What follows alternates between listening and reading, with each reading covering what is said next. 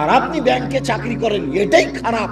আবার আপনি 30 লাখ টাকা লোন নিয়ে বাড়ি করলেন, ছেলে মেয়ের জন্য রেখে চলে গেলেন, আর জাহান্নামার যা মরার সাথে সাথে আপনাকে কবরে গুতাইতে লাগলো।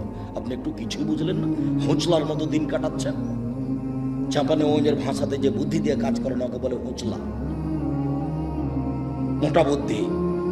একটু বিবেচনা করতে হবে না? এমনি তো বোকামির পরিচয় দিয়ে ব্যাংকে চাকরি করতে গেছেন। আমি তো বলেছি এই বাংলাদেশের মাটিতে এমন কোন ব্যাংকিং ব্যবস্থা নেই, এমন কোন ব্যাংক নেই যেখানে চাকরি যায়। দেখি কোন মায়ের বেটা প্রমাণ করতে পারে।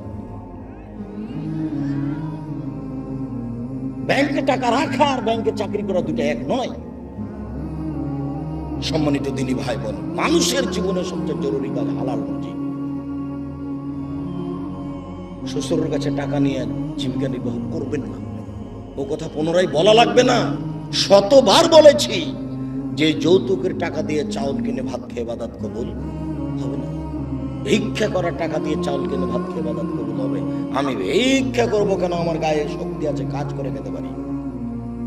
তবুও ভিক্ষা করার টাকা দিয়ে চাউল কিনে ভাত খেয়ে ইবাদত কবুল হবে। যৌতুকের টাকা দিয়ে ভাত খেয়ে ইবাদত কবুল হবে না। চাউল কিনে ভাত খেয়ে ইবাদত কবুল হবে না। ওটা হারাম টাকা। যৌতুক শ্বশুরকে ফেরত দিতে হবে, এটা ভুল হয়েছে।